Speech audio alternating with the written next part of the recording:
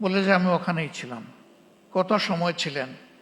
হাসতে হাসতে বলে, কত সময় নয়, ঘন্টা নয়, দিন নয়, মাস নয়, আমাকে জিজ্ঞেস করুন আমি কয় বছর ছিলাম। অথচ আমাদের আইনে স্পষ্টভাবে ডিরেকশন দেয়া আছে, কাউকে গ্রেফতারের 24 ঘন্টার ভিতরে অবশ্যই তাকে আদালতে তুলতে হবে। কিন্তু না, তারা আদালতের মুখ দেখেননি। তারা জানেন না তাদের পরিবার পরিজন কে কিভাবে আছে, পরিবার জানে না তারা আদৌ বেঁচে আছে কিনা। আমি সকল আয়নাঘর দেখিনি, আমি যেটা দেখেছি আমি বুঝতে পেরেছি এটি মধ্যম মানের, এটি চরম নিকৃষ্ট মানের নয়। সেই জায়গাগুলোতে কি হয়েছে সে কাহিনী যারা ভুক্তভোগী তারাই ভালো বলতে পারবেন। রাজনৈতিক দলগুলো নিজেদের অবস্থান থেকে বারবার তার প্রতিবাদ জানিয়েছে, কিন্তু তার প্রতিকার আমরা পাইনি, করতে পারিনি। শেষ পর্যন্ত আমাদের যুব সমাজের অতি ছোট্ট এবং সাধারণ একটি দাবিকে নিয়েই তারা রাস্তায় নেমেছিল। অতীতের মতো একই খান্দায় একইভাবে তাদের সেই দাবিকে স্তব্ধ করে দেওয়ার জন্য চেষ্টা করা হয়েছিল। 15 জুলাই রাতে ঢাকা বিশ্ববিদ্যালয়ে যা ঘটেছে, বিশ্ববিদ্যালয়ের ইতিহাসে এটি ছিল আনপ্রেসিডেন্টেড। এর আগে তার কোনো উদাহরণ ছিল না। রাজনৈতিক কর্মীদেরকে লেলিয়ে দেওয়া হয়েছিল, তারা একই সাথে আঘাত করেছে ছেলেদেরকে, আমাদের মেয়েদেরকেও বাদ দেয়নি। কার্যত এই মুভমেন্টটা এখান থেকেই মোমেন্টাম পেয়েছিল। শহীদের হত্যাকাণ্ড এবং বাকি হত্যাকাণ্ডগুলো শেষ পর্যন্ত জুলুমের অবসান করতে সক্ষম হয়েছে। আমি জাতিসংঘের ফ্যাক্ট ফাইন্ডিং কমিটিকে আমার দল এবং বাংলাদেশের মজলুম জনগণের পক্ষ থেকে ধন্যবাদ জ্ঞাপন করি। তারা স্বল্পতম সময়ে এগিয়ে এসেছেন এবং বাস্তবতা তারা তুলে আনার চেষ্টা করেছেন। কিন্তু তারা যেটুকু এনেছেন এটা আংশিক মাত্র, এটি পূর্ণাঙ্গ নয়। তার বাইরেও জুলুমের বিস্তর ক্ষেত্র রয়ে গেছে। আশার দিক, নতুন সরকার গঠিত হয়েছে ফ্যাসিজমের পতনের প্রেক্ষাপটে। বিচারের জন্য ট্রাইব্যুনাল গঠন হয়েছে, বিচারক নিয়োগ হয়েছে, তদন্তকারী সংস্থা হয়েছে, প্রসিকিউশনও নিয়োগ হয়েছে। কিন্তু এটি সত্য, এখন 1 বছর ছুঁই ছুঁই, এ সময়ের ভিতরে কিন্তু বিচার এখনো দৃশ্যমান হয়নি। আমরা বিশ্বাস করি এই প্রক্রিয়ার সাথে যারা সম্পৃক্ত তারা তাদের সর্বোচ্চটা দিয়ে চেষ্টা করছেন।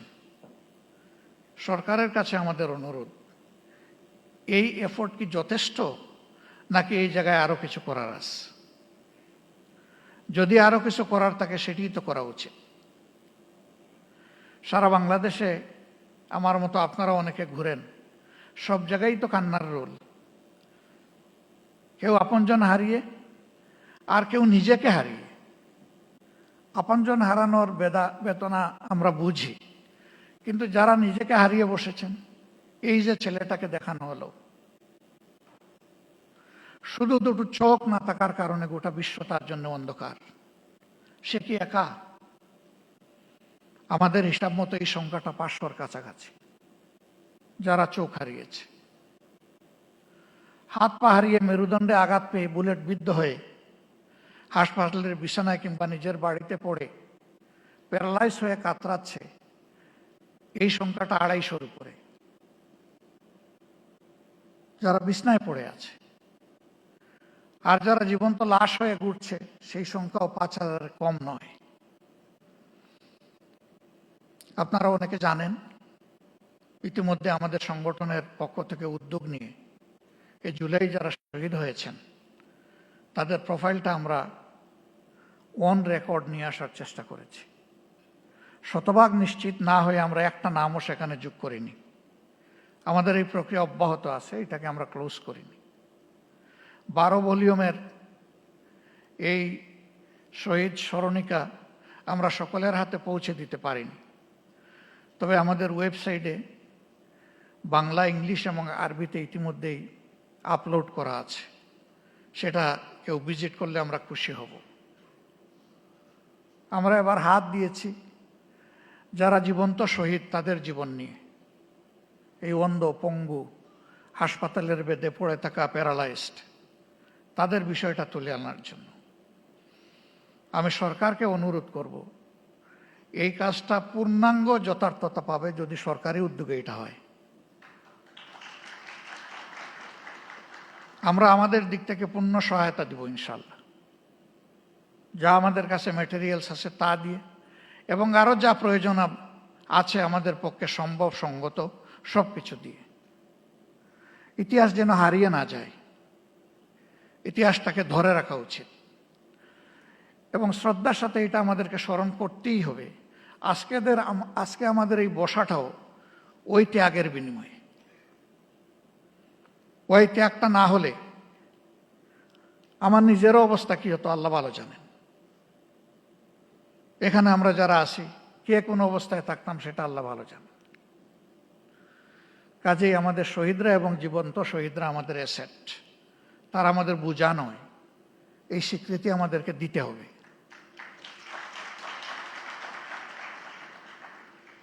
আমাদের সম্পদকে মুখে নয়, বাস্তবেই সম্মান দেখাতে হবে। সরকার এবং জাতির পক্ষ থেকে সেটা যেন নিশ্চিত করা হয়। এ বিষয়ে নিশ্চিত করতে হলে তিনটা জিনিস প্যারালাল চলতে হবে: বিচার, সংস্কার এবং নির্বাচন। কিন্তু বিচার আর সংস্কারের আগে যদি কোনো নির্বাচন হয় তাহলে সেটি আরেকটা ন্যাশনাল ডিজাস্টার হতে পারে, আমরা বিশ্বাস করি।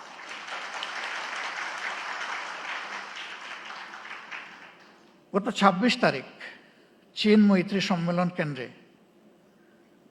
সেখানে শহীদ পরিবার সোসাইটির একটা আয়োজন ছিল।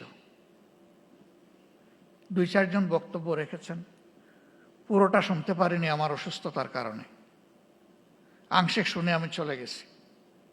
তাদের প্রত্যেকে অত্যন্ত সিংহের মতো গর্জন করে বলেছেন, বিচার না দেখা পর্যন্ত আমরা কোনো নির্বাচন দেখতে চাই না।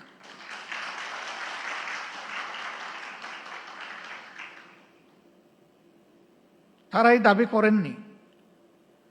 শত শত মানুষ যাদেরকে হত্যা করা হয়েছে, হাজারো মানুষ যাদেরকে পঙ্গু করা হয়েছে, তাদের সকলের বিচার করে তারপরে নির্বাচন হোক, তারা তা বলেননি। তারা বলেছেন যারা জঘন্য অপরাধী তাদের বিচারটা অন্তত ২-৪টা হলেও আমরা নিজ চোখে দেখতে চাই।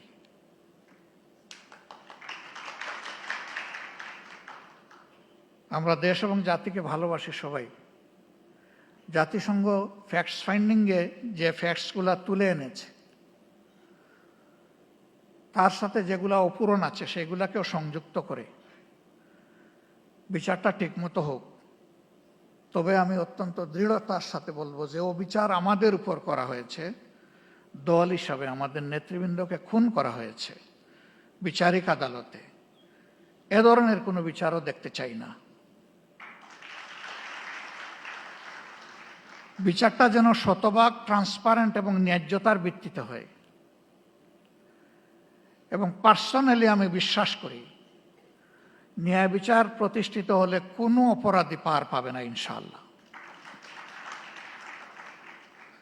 যারা মানুষ খুন করেছে তারা তাদের ন্যায্য পাওনাটা বুঝে পাবে এবং বিচারহীনতার অথবা বিচারকে ধামাচাপা দেওয়ার যে সংস্কৃতি সেটা দূর হবে। আমরা আমাদের দলের পক্ষ থেকে প্রতিশ্রুতি দিচ্ছি, এই প্রক্রিয়ায় আমাদের পূর্ণ সমর্থন এবং সহযোগিতা থাকবে।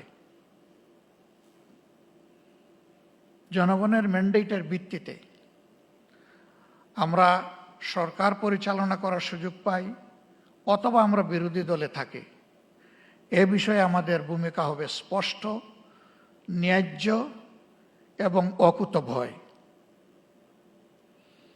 আমরা কাউকে পরোয়া করে কোনো কিছু বলবো না, করবো না। ভয় করব শুধু আল্লাহ তাআলাকে। দায়বদ্ধ থাকবো প্রথমে নিজের বিবেকের কাছে, তারপরে দেশবাসীর কাছে। অন্যান্য দলের পক্ষ থেকে একই প্রতিশ্রুতি আসুক তা আমি প্রত্যাশা করি। কেউ না কেউ তো আগামী সরকার চালাবে। তাহলে যারাই চালাক তারা যেন জাতির এই আমানত রক্ষা করে, আমরা যেন বিশ্বাসঘাতক না হই।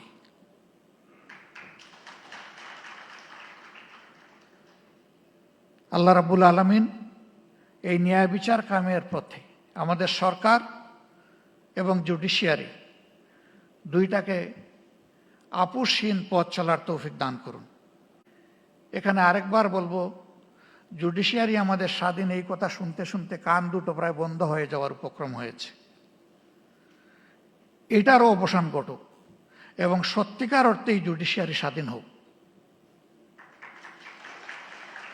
জুডিশিয়ারি তার পূর্ণ স্বাধীনতা ভোগ করুক, তাহলে আমরা মিনিমাম ন্যায় বিচার পেতে পারি বলে আশ্বস্ত হব। সবাইকে আরেকবার ধন্যবাদ। আসসালামু আলাইকুম রহমতুল্লাহ।